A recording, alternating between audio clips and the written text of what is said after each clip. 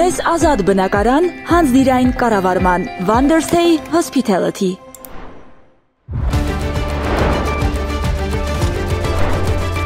Թվեր, փաստեր և ֆինանսներ ամփոփում ենք շաբաթը Banks News-ի հետ։ Հայաստանի 500,505 բնակիչ թոշակառու է, 2019-ի համեմատ կենսաթոշակառուների թիվն աճել է 7%-ով։ Իդեպ կենսաթոշակի միջին չափը 2024-ին 2023-ի համեմատ նվազել է 0,1%-ով, կազմելով 49,567 դրամ։ Հայաստանը հայտնվել է գործազրկության ամենաբարձր ցուցանիշով երկրների տասնյակում, զբաղեցնելով 4-րդ տեղը։ Ըստ կանխատեսումների 2025-ին մեր երկրում գործազրկությունը կկազմի 13,5%։ Իդեպ այս հարցում նախանձել պետք է Թայլանդին, հենց այնտեղ են ապրում աշխարհի ամենաքիչ գործազուրկները, ընդհանուր բնակչության ընդամենը 1%-ը։ Հետընթաց կոռուպցիայի ազատության համաթվում 2024-ին այս ցուցանիշն ընկել է 2 միավորով, հասնելով 50 բալ մակարդակի, ինչը նշանակում է, որ մեր երկրում սկսել են ավելանալ կոռուպցիոն ռիսկերը։ Հիմա գնաճի մասին 2024-ի փետրվարի համեմատ այս փետրվարին գնաճը հաստատվել է 2,5%։ Ամենամեծ գնաճը կրթության ոլորտում է 7,8%։ Փետրվարին հանրապետությունում սննդամթերքի և ոչ ալկոհոլային խմիչքների գներն աճել են 4,5%-ով, իսկ ամենաբարձր գնաճը դիտվել է Գյումրիում 6,3%։ Հայաստանն աշխարհում մեկ շնչին բաժին հասնող ամենաշատ գրոսմաստերներ ունեցող երկիրն է։